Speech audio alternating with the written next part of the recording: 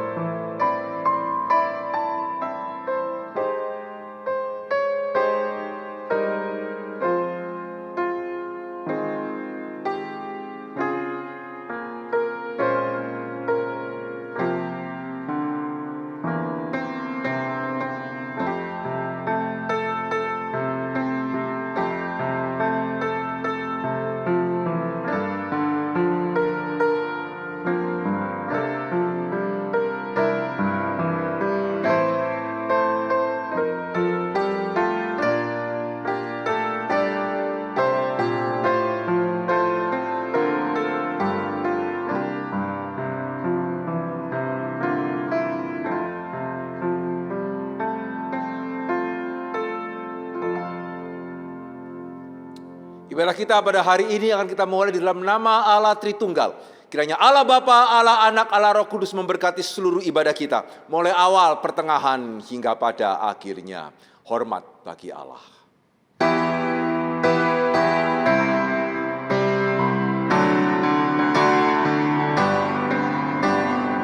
Hormat bagi Allah Bapa, hormat bagi Anak dan Roh Kudus, dari mula sampai sekarang dan seterusnya, termulia.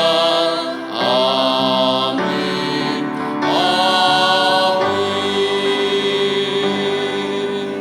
Mari bersama-sama kita masuk di dalam doa. Bapa di dalam kerajaan surga, kami bersyukur ya Tuhan pada tahun ini Tuhan masih boleh menyertai kami sehingga masih boleh memasuki minggu yang terakhir. Ya Tuhan, sungguh biarlah Tuhan boleh memberikan kepada hati yang bijaksana. Dan ampunilah kami ya Tuhan, kalau seringkali kami tidak merindukan bijaksana Tuhan. Kami hanya merindukan kelepasan daripada semua kesulitan ini. Tuhan, biarlah sekali lagi yang boleh belajar memandang kepada Tuhan. Dan biarlah kami tidak hanya meminta kelepasan, tapi kami berdoa melalui hal-hal seperti ini. Ajar kami untuk mengerti apa yang kami harus mengerti. Bapa dalam kerajaan surga, layakkanlah setiap kami untuk kami boleh beribadah pada hari ini ya Tuhan. Dan biarlah ibadah kami yang terakhir pada hari ini, tahun ini, juga boleh memuliakan nama Tuhan. Di dalam nama Yesus kami berdoa dan kami bersyukur. Amin.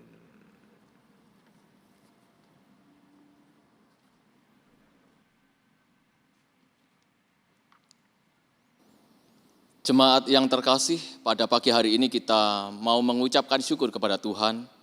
Bukan mengucap syukur hanya karena Tuhan telah mengampuni dosa kita, tetapi kita mau mengucapkan syukur oleh karena anugerah-Nya yang Tuhan nyatakan dalam hidup kita. Seperti yang dikatakan atau dituliskan oleh John Newton, seorang nahkoda kapal penjual budak, saudara. Ketika dia bertobat, dia menuliskan di dalam puisinya, "Aku adalah orang yang malang. Aku adalah orang yang terhilang, yang ditemukan, yang diselamatkan oleh anugerah Tuhan." Saudara, bukankah kita orang yang sama? Orang yang terhilang, orang yang seharusnya binasa. tetapi oleh karena anugerahnya yang besar, kita memperoleh keselamatan itu. Saudara, mari saya ajak kita untuk menyanyikan lagu yang ditulis oleh John Newton ini sebagai pujian kita kepada Tuhan atas anugerahnya yang Tuhan nyatakan, anugerahnya yang besar di dalam hidup kita. Amazing Grace.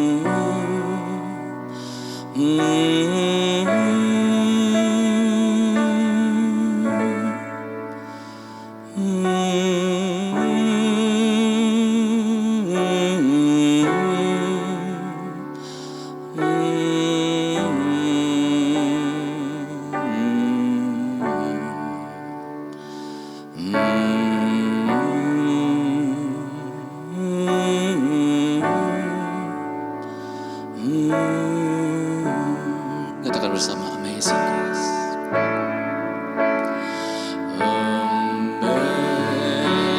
Amazing Grace, how sweet the sound that saved a wretch like me. I once was lost, but now I'm found. Was blind, but now I see. The Lord has promised good to me. His word, my hope secures.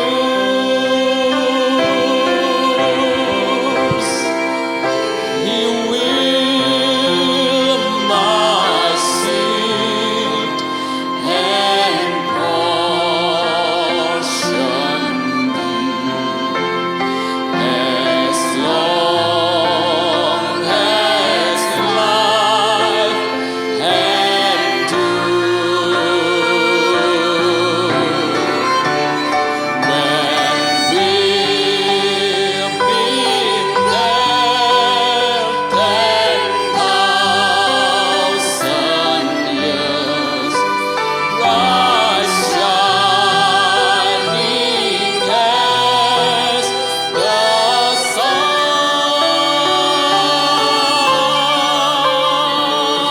with no less days to sing God's praise. And when we first began.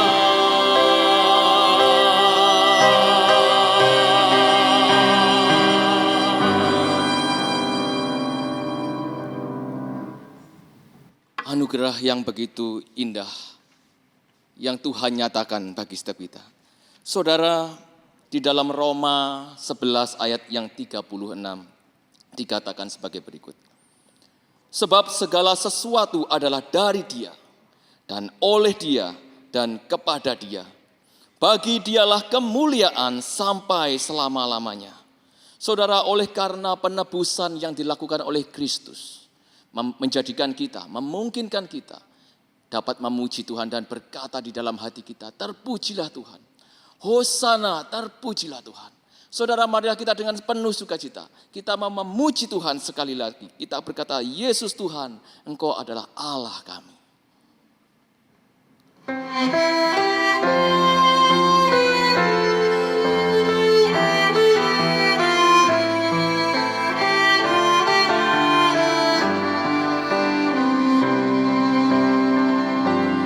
Yesus Tuhan dan Allah kami, Engkau layak menerima pujian, hormat dan kuasa,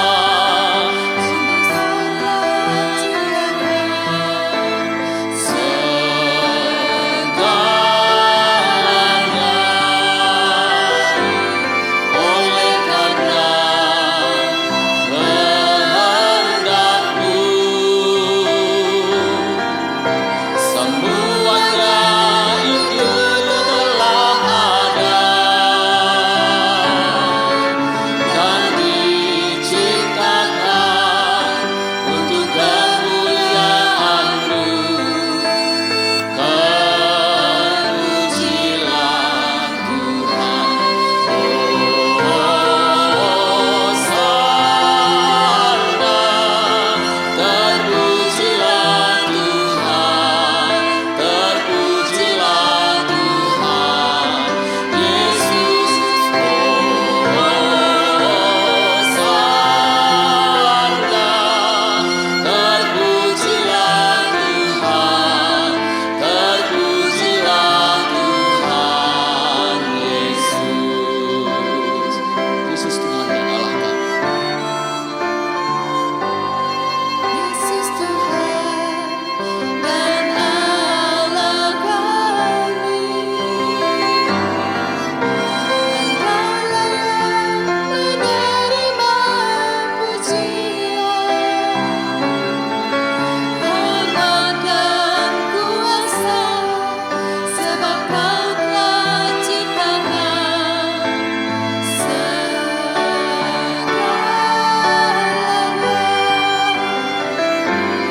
Oleh karena kehendak-Mu, semuanya itu telah ada dan diciptakan untuk kemuliaan-Mu. Terpujilah Tuhan. Hosana, terpujilah Tuhan, terpujilah Tuhan Yesus. Hosana, terpujilah Tuhan, terpujilah Tuhan Yesus. Terpujilah Tuhan Yesus.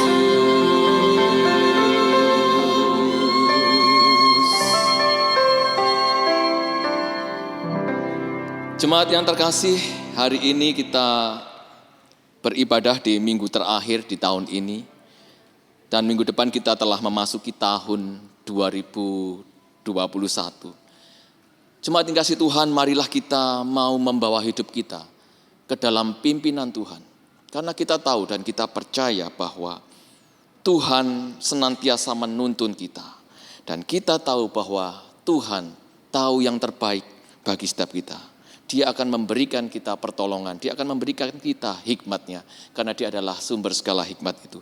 Saudara, marilah kita menyanyikan lagu Sepanjang Jalan Tuhan Pimpin. Sementara kita juga mempersiapkan hati kita untuk menyambut firman-Nya. Mari kita pujikan pujian ini.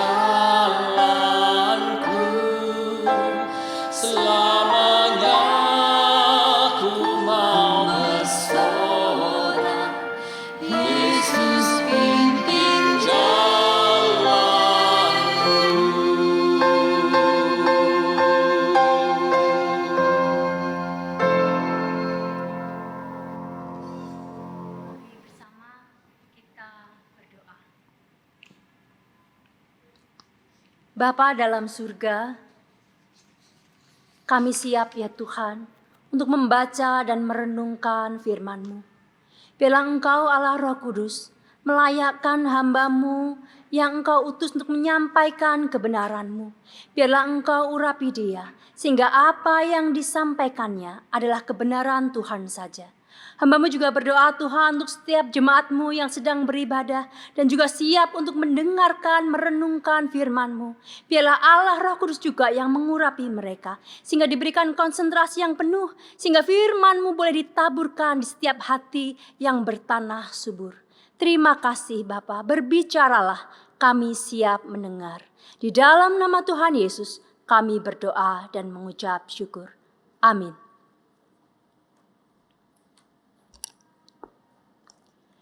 Selamat pagi jemaat yang dikasihi Tuhan. Saya mengucap syukur mendapatkan kesempatan untuk membagikan kebenaran firman Tuhan pada ibadah kita kali ini. Mari bersama-sama saya mengajak kita membuka dari kitab Filipi. Kitab Filipi pasal yang keempat, ayat yang ke-6 dan ke-7. Filipi pasal yang keempat, ayat yang ke-6 dan ke-7, saya akan membacakannya untuk kita semua. Demikian firman Tuhan, janganlah hendaknya kamu khawatir tentang apapun juga, tetapi nyatakanlah dalam segala hal keinginanmu kepada Allah dalam doa dan permohonan dengan ucapan syukur. Damai sejahtera Allah yang melampaui segala akal akan memelihara hati dan pikiranmu dalam Kristus Yesus. Yang berbahagia adalah setiap kita yang membaca firman Tuhan, merenungkannya dan melakukannya dalam kehidupan kita.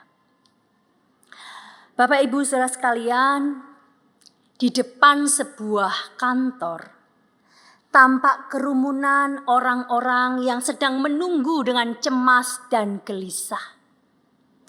Satu persatu orang-orang itu memasuki ruangan, dan ketika salah seorang masuk, beberapa waktu kemudian orang itu keluar dengan wajah yang lemas. Teman-teman lainnya yang sedang menunggu itu segera menghampiri orang yang baru keluar dan bertanya, "Gimana? Orang itu menjawab dengan lesu, "Nggak diperpanjang." Sang kepala HRD dan bahkan owner perusahaan di dalam ruangan itu pun tampak begitu lelah. Mereka tidak tega hati melihat sosok-sosok yang memasuki ruangan itu dengan langkah gontai. Dan bahkan lebih enggak enak lagi ketika mereka harus menyampaikan kabar bahwa orang itu tidak diperpanjang lagi. Karena perusahaan juga sedang kolaps, maka dengan sangat terpaksa perusahaan harus memberhentikan banyak karyawan. Mereka sendiri juga tidak tahu apakah perusahaan ini dapat survive di masa pandemi ini. Bapak Ibu Saudara sekalian, di tempat yang lain lagi tampak seorang mama yang begitu sedih, khawatir karena anaknya sedang sakit parah. Dokter mengatakan ini terminal illness. Mungkin usianya tidak panjang lagi. Papa dan mama dari anak ini begitu sedihnya.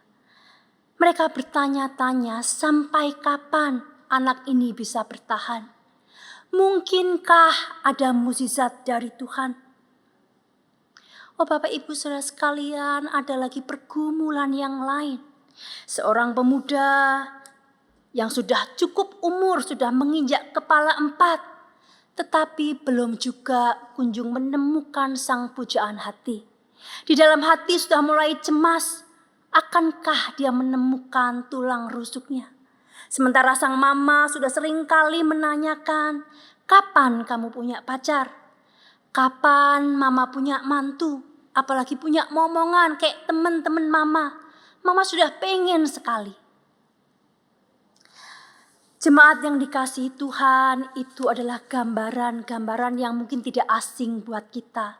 Itu realita kehidupan yang menggambarkan betapa kehidupan kita dipenuhi dengan kekhawatiran. Bukan hanya soal finansial perusahaan, tapi berbagai macam hal lainnya. Ada tentang keluarga, tentang sakit penyakit, pasangan hidup, masa depan anak-anak, dan sebagainya. Itu realita yang tidak bisa kita hindari.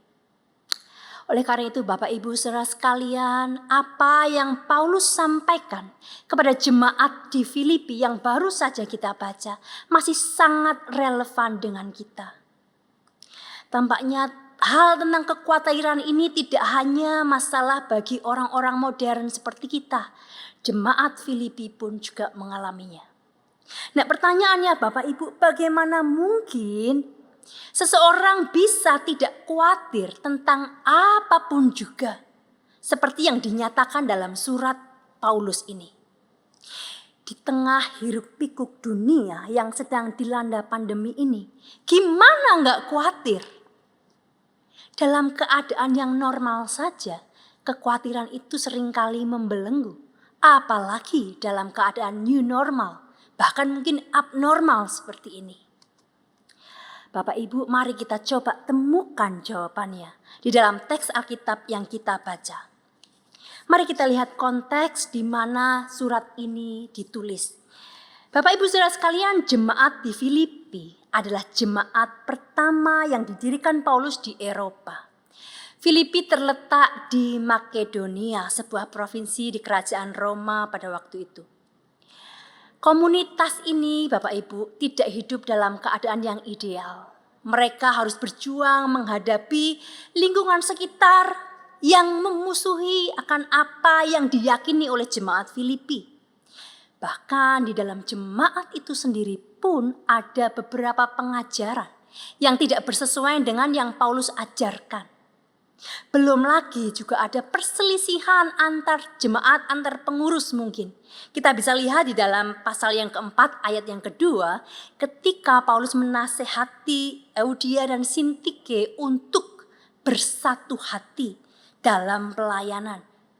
Nah Bapak Ibu saudara sekalian, Paulus menasehatkan kedua orang ini untuk bersama-sama satu hati, satu pikiran. Itu konteks jemaat Filipi. Bagaimana dengan keadaan Paulus sendiri Bapak Ibu? Ketika Rasul Paulus menulis surat ini, dia berada di penjara Roma. Paulus menghadapi ancaman hukuman yang tidak ringan. Bahkan kalau memang kasusnya itu berkembang dan makin buruk, maka vonis hukuman mati bisa dia terima. Nah, tetapi yang mengherankan Bapak Ibu, nada dari surat kepada jemaat di Filipi ini secara keseluruhan ini bernada kegembiraan, penuh sukacita. Nah, jelas ini mengherankan sekali. Di penjara, tapi isinya surat penuh sukacita. Bapak Ibu saudara sekalian, saya pernah melayani di penjara ya, ikut pelayanan di penjara. Sejauh mata saya memandang, tidak banyak saya temui wajah-wajah yang penuh sukacita di sana. Yang ada wajah yang murung, gelisah, cemas. Apalagi ketika mereka sharing. Mereka menceritakan pergumulan hidupnya. Bagaimana mereka tidur, bagaimana mereka makan. Relasi antara narapidana, tidak mudah. Penuh kesesakan. Nah itu tidak ada alasan untuk bersukacita tampaknya. Jangankan di penjara Bapak Ibu. Kita sendiri yang beberapa waktu ini stay at home, bukan stay at jail gitu ya, bukan stay at prison, itu aja sudah begitu penatnya. Kita stay at home di rumah, makanan ada melimpah, akses internet untuk hiburan melalui gadget kita juga tersedia. Itu pun sudah membuat kita stress out, gampang cranky, sudah enggak betah sekali. Nah jelas, Paulus ini extraordinary, luar biasa. Nah, apa sebenarnya yang membuat Paulus bisa memunculkan kegembiraan seperti itu? Dituliskan di beberapa bagiannya bahwa Paulus ini mengucap syukur untuk keberadaan jemaat di Filipi, adanya orang-orang kudus di sana yang dengan setia mendukung pelayanan Rasul Paulus. ketika Paulus melayani di beberapa tempat, walaupun jemaat Filipi ini bukan jemaat yang kaya, tetapi mereka setia memberikan bantuan bahkan untuk jemaat lainnya di Yerusalem. Nah, ini membuat hati Paulus bersuka cita. Nah, tetapi seperti yang kita baca dalam pasal yang keempat, ayat yang keenam, bahwa Rasul Paulus pun menasihatkan jemaat di Filipi untuk jangan khawatir. Ini artinya jemaat di Filipi pun menghadapi pergumulan yang berkaitan dengan kekhawatiran. Bapak Ibu Saudara sekalian, mari kita coba lihat sebenarnya kekhawatiran itu apa sih? Dalam Kamus Besar Bahasa Indonesia KBBI, khawatir itu didefinisikan sebagai perasaan takut, gelisah, cemas terhadap sesuatu yang belum diketahui di depan. Hal itu wajar ya Bapak Ibu, ketika kita tidak tahu tentang sesuatu yang ada di depan, kita khawatir dan cemas. Di dalam Reader Digest, Arthur Rossi mendefinisikan khawatir ini dengan cara yang cukup menarik. Dikatakan bahwa kekhawatiran itu aliran ketakutan kecil yang mengalir melalui pikiran manusia dan menguras semua pikiran lainnya. Artinya ini mempengaruhi semua hal lainnya yang ada di dalam pikiran seseorang. Jadi keberadaan kekhawatiran itu sangat powerful karena merasuki hal-hal lainnya di dalam kehidupan seseorang. Ya, apa kata Alkitab tentang kekhawatiran Bapak Ibu? Kita bisa lihat di dalam Matius 6 ayat yang ke-25 sampai 34, khotbah Yesus di bukit, salah satunya menyoal tentang kekhawatiran.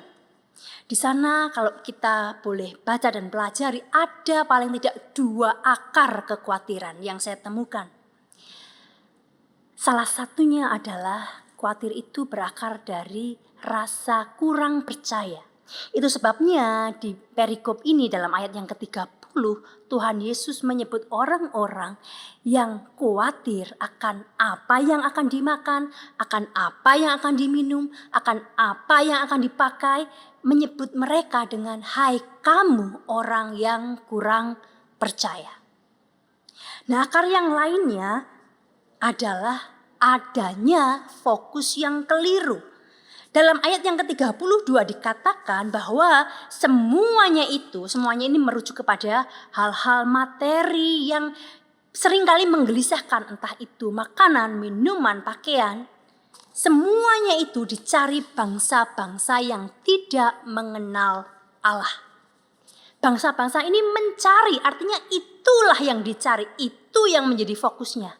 Karena ada salah fokus atau salfok ini menimbulkan kekhawatiran dalam kehidupan manusia. Itu sebabnya di bagian akhir Tuhan Yesus mengatakan, tetapi carilah dahulu kerajaan Allah dan kebenarannya. Jadi harusnya Allah dulu yang menjadi yang terutama. Di bagian lain Bapak Ibu di Markus 4 ayat 1 sampai 20, ketika Tuhan Yesus memberikan perumpamaan tentang menabur benih, salah satu benih yang ditaburkan itu jatuh kepada tanah yang bersemak duri. Nah, ketika Tuhan Yesus memberikan interpretasi kepada perumpamaan ini, Tuhan Yesus katakan bahwa semak duri itu adalah gambaran akan 3 hal, yaitu kekhawatiran, kekayaan, dan kenikmatan.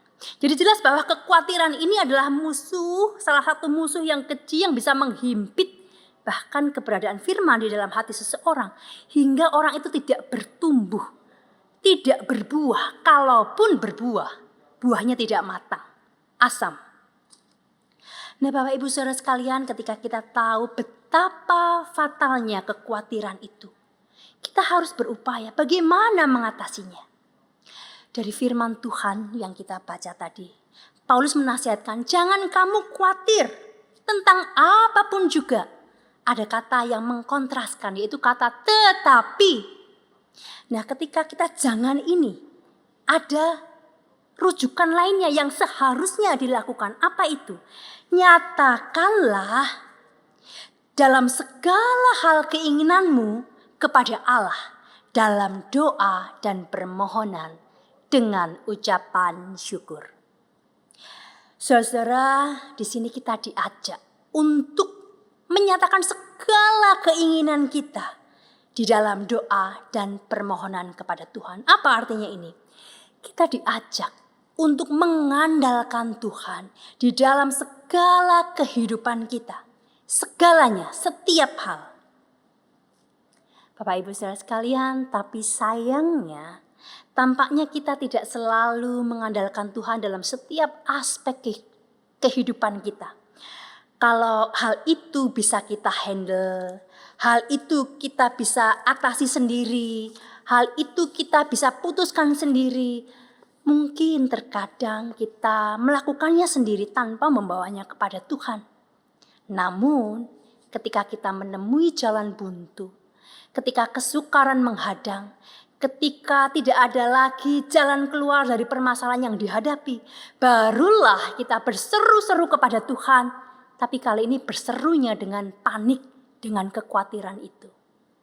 Nah, tentunya kita tidak diharapkan seperti itu.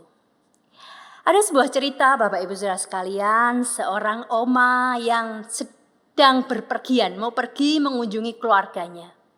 Nah, keluarganya sudah memberitahu kepada oma ini naik pesawat saja, tapi oma ini sebenarnya cukup takut Bapak Ibu. Tapi akhirnya dengan diberani-beranikan, oma ini akhirnya mau naik pesawat. Singkat cerita, naiklah oma itu ke pesawat sampai ke bandara tujuan dengan selamat dan ada keluarga di sana menanti ya dan bersuka cita. Wah, oma sudah sampai. Gimana oma? Enak kan naik pesawat dan lebih cepat, lebih aman. Nah, tetapi sang oma ini menjawab Bapak Ibu. Iya sih, memang lebih cepat. Tapi sebenarnya tadi sepanjang perjalanan, oma itu nggak benar-benar duduk di kursi pesawat itu. Karena oma takut kalau oma duduk dengan full berat badan, nanti pesawatnya jadi terlalu berat. Bapak Ibu Saudara sekalian, tentu saja mendengar hal ini, keluarganya itu tertawa geli ya. Mungkin kita pun juga berpikir aneh sekali oma ini. Ngapain juga nggak menyandarkan sepenuh berat badannya ke pesawat itu, toh tidak akan membuatnya makin berat. Nah, tetapi faktanya mungkin seringkali kita juga bersikap seperti itu. Kita tidak mempercayakan seluruh kehidupan kita seutuhnya kepada Tuhan. Bapak Ibu Saudara sekalian, nasihat Rasul Paulus mengatakan, nyatakanlah semuanya kepada Tuhan dalam doa dan permohonan. Tapi bukan hanya sampai di situ, perhatikan keterangan di belakangnya. Ini juga sangat penting bahwa kita harus menyatakan segala permohonan kita ini dengan ucapan syukur.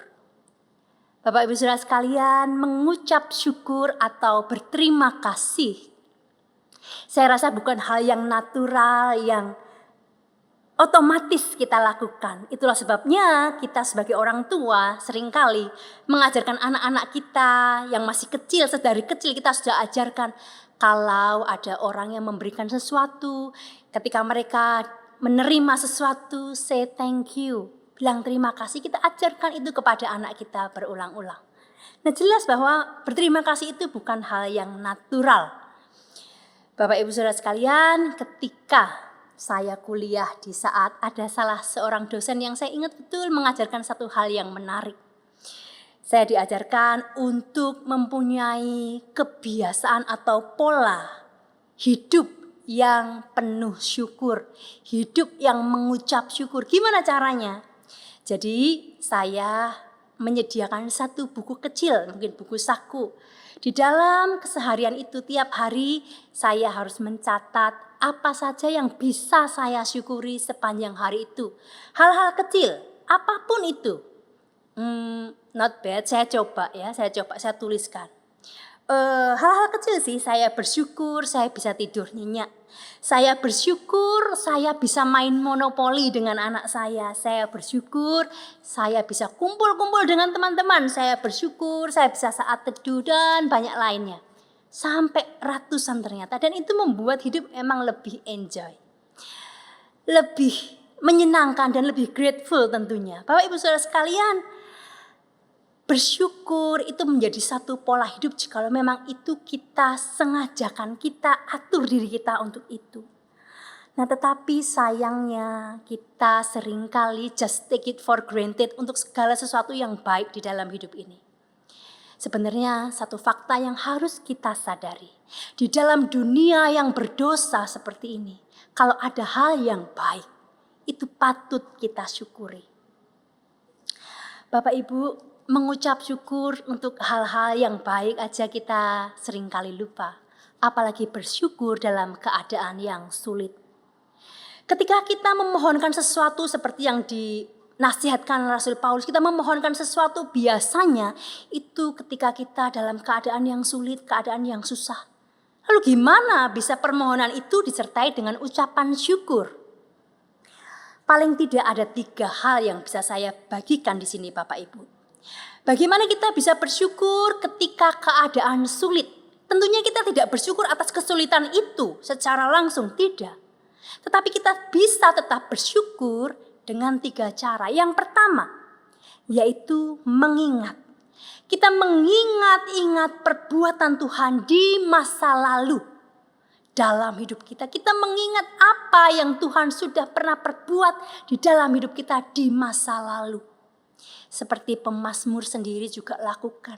Di pasal yang ke-42 pemazmur berseru-seru kepada Tuhan. Ketika dia begitu berduka, dikatakan bahwa air mata menjadi makanannya siang dan malam. Bahkan orang-orang di sekitarnya mengolok-olok dia, "Di mana Allahmu?" Tapi inilah yang dilakukan oleh pemazmur. Inilah yang hendak ku ingat. Pemazmur menyengajakan diri untuk mengingat hal yang baik, mengingat hal yang pernah dilakukan Tuhan, mengingat hal yang penuh sukacita yang pernah dialami bersama Tuhan. Apa yang dia ingat? Dia mengingat perayaan di rumah Allah karena itu adalah sukacita yang besar baginya. Dia mengingat bagaimana dia bersorak-sorai di hadapan Allah mengucap syukur. Ini yang dilakukan pemazmur. Maka di dalam keadaan yang susah pun pemazmur tetap bisa bersyukur. Karena dia mengingat perbuatan Tuhan. Bapak Ibu saudara sekalian, John Ottman Jr. seorang hamba Tuhan di pertengahan abad 19 juga mengerti benar akan hal ini. Ketika hidupnya susah, dia berusaha mengingat. Bukan hanya mengingat tetapi bahkan menghitung setiap hal baik yang dia pernah kecap bersama Tuhan. Oleh karena itu dia menggubah sebuah lagu yang sering kali kita nyanyikan, yang sangat familiar buat kita, seringnya dipakai untuk persembahan. Bila gelombang kehidupan menimpa, hati jadi takut dan putus asa. Jangan lupa berkat Tuhan hitunglah, pasti kau tercengang akan karyanya. Hitung berkat satu persatu, dan lihatlah karya Tuhanmu. Hitung berkat satu persatu, hitung berkat yang melimpah padamu. Menghitung, mengingat setiap berkat yang pernah kita kecap, kebaikan Tuhan, maka kita tetap bisa bersyukur meskipun kita dalam keadaan susah. Hal yang kedua Bapak Ibu, apa yang bisa kita lakukan ketika kita dalam keadaan sulit? Hal yang kedua adalah dengan tunduk pada kedaulatan Allah di masa kini. Ketika kita menghadapi krisis hidup, kesulitan hidup, kita bisa berkata, Tuhan, mengapa keluarga saya harus menghadapi musibah ini? Mengapa kami harus kehilangan orang yang kami kasihi? Mengapa kami menghadapi persoalan yang begitu pelik, menghadapi himpitan hidup yang menyesakkan? Tuhan, kami tahu ini hal yang sulit sekali Tuhan. Dan ajarlah kami tunduk dalam kedaulatan-Mu. Jikalau Engkau memang Allah yang berdaulat, maka kami percaya Tuhan ketika Engkau mengizinkan hal ini terjadi, kami percaya Tuhan dan kami menerimanya. Bapak Ibu saudara sekalian, Tentunya ini bukan doa yang mudah ketika kita harus menaikkan di dalam keadaan yang terjepit. Mungkin kita menaikkan doa ini dengan derai air mata, dengan hati yang terluka. Tidak mudah Bapak Ibu. Tapi satu hal, kita harus meyakini bahwa Allah adalah Allah yang berdaulat. Salah satu tokoh Alkitab yang mengalami kesengsaraan yang sedemikian rupa, Ayub. Saya merasa di muka bumi ini tidak banyak mungkin yang mengalami penderitaan bertubi-tubi seperti Ayub. Dia harus menghadapi kehilangan harta bendanya, kehilangan anak-anaknya di waktu yang beruntun, yang berdekatan, dan itu begitu memilukan hatinya. Dalam doanya bahkan dia berseru kepada Tuhan, Tuhan, lebih baik pada malam aku dilahirkan, pada malam ibuku harus bersalin melahirkan aku, lebih baik malam itu lenyap. Aku tidak pernah dilahirkan di dunia ini. Bapak Ibu Saudara sekalian, sedemikian pedihnya yang dirasakan Ayub. Bahkan istrinya meminta Ayub untuk mengutuki Tuhan. Dia katakan, masih bertekunkah engkau dalam kesalehanmu? Kutukilah Allahmu dan matilah. Ketika istrinya mengatakan hal itu, Ayub menjawabnya, engkau berbicara seperti perempuan gila. Apakah kita mau menerima apa yang baik dari Allah, tetapi tidak mau menerima yang buruk? Perhatikan di sini Bapak Ibu, Ayub mempunyai konsep yang benar tentang Allah. Ayub mengakui kedaulatan Allah. Jikalau Allah itu berdaulat, dia berhak melakukan apa yang dipandangnya baik. Meskipun itu sulit dan berat, bahkan tampak buruk bagi kita. Ayub mengakui hal itu. Oleh karena itu di dalam deritanya, di dalam keluh kesahnya sekalipun, dia akhirnya mengakui bahwa dengan telanjang ya Allah, aku keluar dari kandungan ibuku, dan dengan telanjang pula aku kembali ke dalamnya. Tuhan yang memberi, Tuhan yang mengambil, terpujilah nama Tuhan. Luar biasa. Mengakui kedaulatan Allah akan apa yang terjadi di masa kini di dalam hidup kita. Itu membuat kita bisa bersyukur meskipun keadaan sulit. Hal yang ketiga Bapak Ibu, kalau tadi yang pertama kita mengingat kebaikan Tuhan di masa lalu, yang kedua mengakui kedaulatan Allah di masa kini. Hal yang ketiga adalah dengan percaya kepada Tuhan akan penyertaannya di masa depan. Bapak Ibu Saudara sekalian, meskipun kita tidak tahu bagaimana caranya nanti Tuhan menolong kita menghadapi persoalan ini, kita juga tidak mengerti caranya seperti apa, tapi kita mau percaya kepada Tuhan. Bapak Ibu Saudara sekalian, dalam khotbah di bukit yang tadi juga sudah saya sebutkan, Tuhan Yesus ketika membahas tentang kekhawatiran, dia mengakhirinya bahwa kita ini harus melihat, belajar kepada burung-burung di udara, bunga bakung di padang, yang tidak bekerja untuk memintal ataupun mengumpulkan makanan, tetapi mereka dipelihara oleh Bapa yang di surga. Bapak Ibu Saudara sekalian, mungkin sampai di sini kita berkata, itu kan burung, itu kan bunga bakung. Iya jelas mereka nggak perlu bekerja, nggak perlu berusaha. Nah kita ini manusia begitu kompleks, mereka nggak harus menghadapi pandemi. Nah kita ini urusannya banyak. Ada urusan rumah tangga, ada urusan gereja, urusan perusahaan, urusan ini itu masih banyak kompleks. Bapak Ibu Saudara sekalian, Tuhan tahu. Maka Tuhan Yesus mengatakan dengan jelas, Bapamu yang di surga mengetahui kamu memerlukannya semuanya itu. Bapa tahu. Nah perhatikan di sini Bapak Ibu Saudara sekalian. Tuhan Yesus tidak katakan Tuhanmu tahu, tetapi Bapamu tahu. Ini artinya ada relasi. Kalau kita menyebut Allah adalah Bapa kita, kita ini adalah anak-anaknya. Dan Bapa kita tahu. Di dalam Matius 7 ayat yang ke-11, Tuhan Yesus juga mengingatkan kita. Jikalau kita saja, orang tua dunia ini, selalu berusaha memberikan yang terbaik kepada anak-anak kita. Saya yakin tidak ada orang tua di dunia ini yang sengaja atau ingin memberikan yang buruk kepada anaknya. Kalau kita orang tua dunia saja memberikan yang baik kepada anak-anaknya, terlebih lagi Bapamu yang di surga. Jadi Bapak Ibu Saudara sekalian, percayalah Dia Bapamu, kita anak-anaknya. Masa depan kita aman di tangan Dia.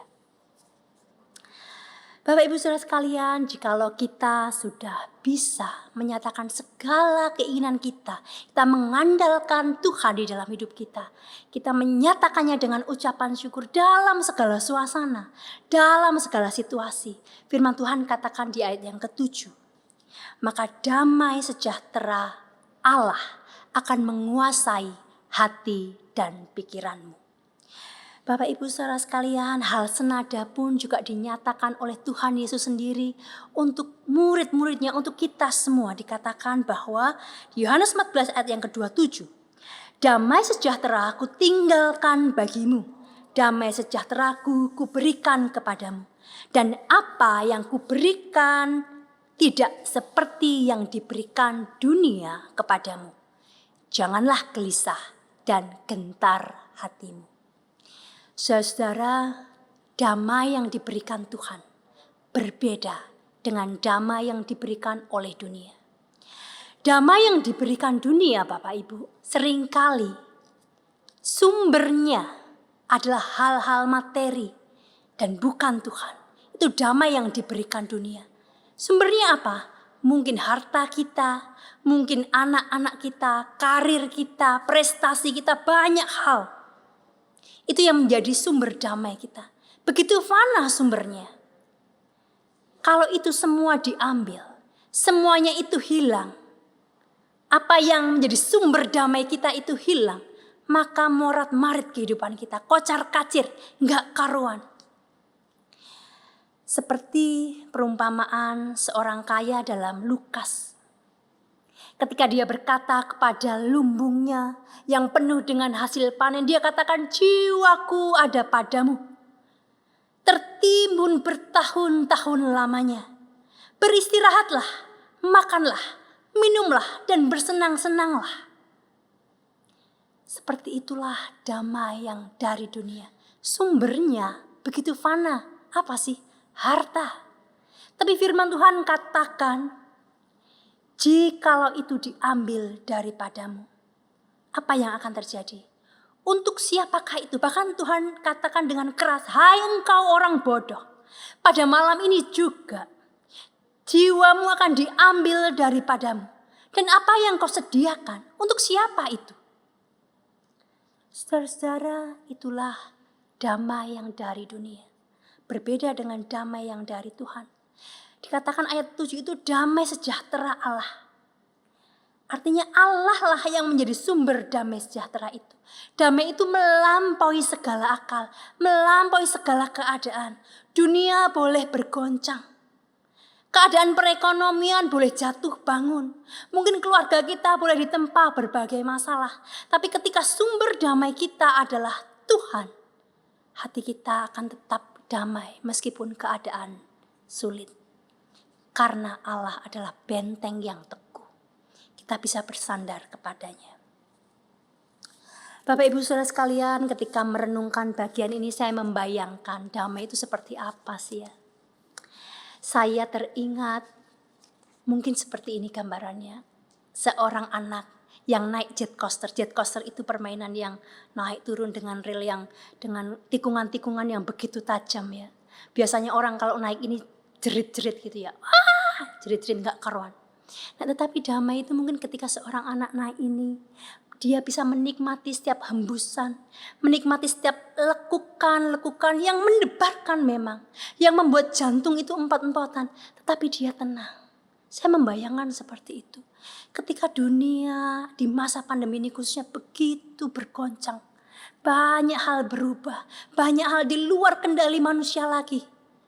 Tetapi ketika damai di dalam Allah itu ada di hati kita, kita bisa tetap tenang. Bapak Ibu, sebagai penutup saya mengajak kita untuk berefleksi.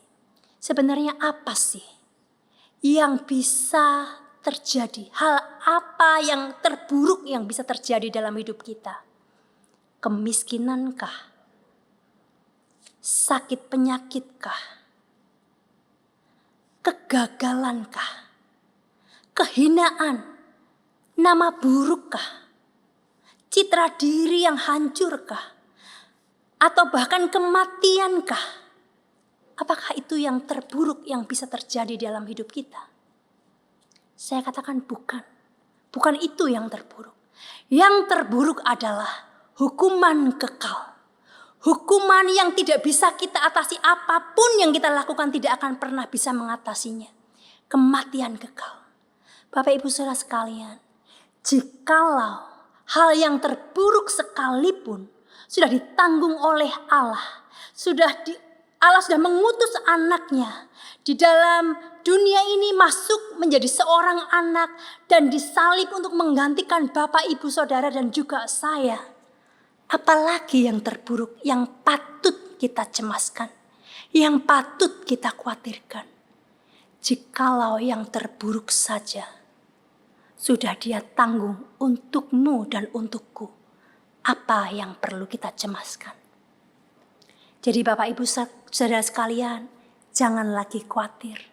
Ketika Tuhan katakan jangan khawatir, Tuhan tidak sedang mengecilkan persoalan Bapak Ibu Saudara sekalian. Tetapi sebaliknya juga jangan sampai kekhawatiran kita mengecilkan kuasa Allah. Mari kita bersandar kepada Tuhan. Mari kita nyatakan permohonan kita kepada Tuhan dengan ucapan syukur. Kiranya damai sejahtera Allah memerintah menguasai kehidupan kita. Amin. Mari kita berdoa. Bapa yang di surga, terima kasih untuk pemberitaan firman-Mu. Biarlah apa yang Tuhan sudah nyatakan boleh tinggal tetap di hati kami. Biarlah Allah Roh Kudus menolong kami untuk boleh melakukannya di dalam kehidupan kami. Terima kasih Bapa. Di dalam nama Tuhan Yesus kami berdoa dan bersyukur. Amin. Bapak Ibu Saudara sekalian, bersama-sama dengan gereja di segala tempat dan di sepanjang abad, mari bersama-sama kita mengucapkan pengakuan iman rasuli.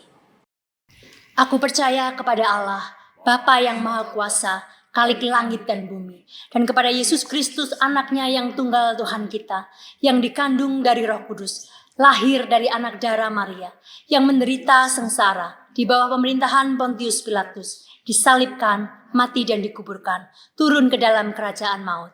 Pada hari yang ketiga, bangkit pula dari antara orang mati, naik ke surga, duduk di sebelah kanan Allah, Bapa yang Maha Kuasa, dan dari sana Ia akan datang untuk menghakimi orang yang hidup dan yang mati.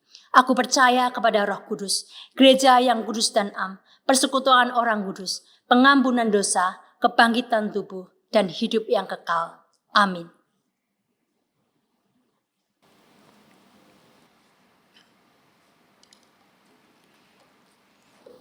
Jemaat yang terkasih, marilah kita pada pagi hari ini dengan hati yang melimpah dengan syukur, kita akan membawa persembahan kita kepada Tuhan. Mari saja kita sekalian untuk menyanyikan lagu Tangan Tuhan yang Pegang. Karena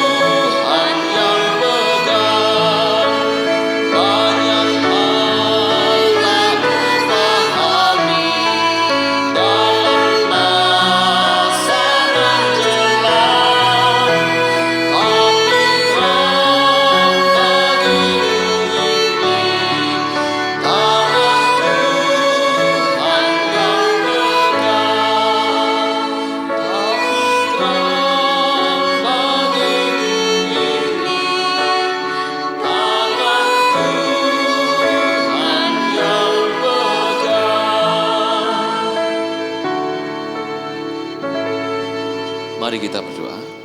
Tuhan, kami mengucapkan syukur atas kasih-Mu yang senantiasa Engkau nyatakan di dalam hidup kami, di dalam mengingatkan setiap kami melalui Roh Kudus, melalui firman-Mu, menguatkan kami, memberkati, serta memelihara kami. Tuhan, pada pagi hari ini kami membawa persembahan kami kepadamu. Berkatilah persembahan ini ya Tuhan untuk dapat dipakai bagi pekerjaan Tuhan. Kami juga berdoa untuk kehidupan jemaat-Mu, untuk rumah tangga mereka maupun pekerjaannya. Kiranya di masa pandemi ini mereka senantiasa memperoleh damai sejahtera dari Tuhan. Dan mereka juga dapat menjalani hidup dengan bersandar penuh kepadamu ya Tuhan. Tuhan, terima kasih, inilah doa kami yang kami panjatkan hanya di dalam nama Tuhan Yesus, Juru Selamat dan Gembala kami yang agung. Amin. Marilah kita membawa hormat pujian kita. Segala pujian hormat bagi Tuhan. Doksologi.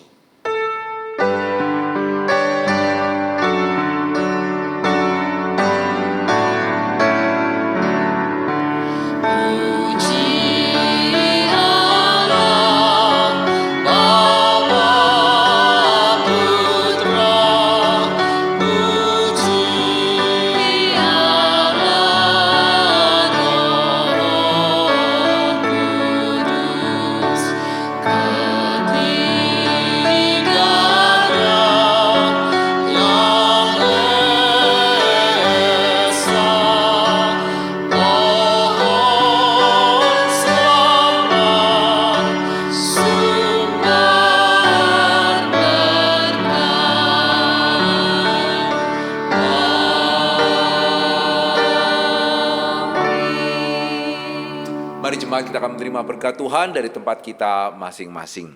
Kiranya Allah Tritunggal, Allah Bapa, Allah Anak dan Allah Roh Kudus, Allah yang menciptakan kita, Allah yang menebus kita, dan Allah yang memimpin kehidupan kita, sungguh boleh terus menguatkan hati kita di dalam segala situasi yang kita hadapi, memberikan damai, sejahtera, dan sukacitanya kepada setiap kita, dan menjadikan kita saksi untuk kemuliaan namanya. Mulai hari ini sampai selama-lamanya. Amin.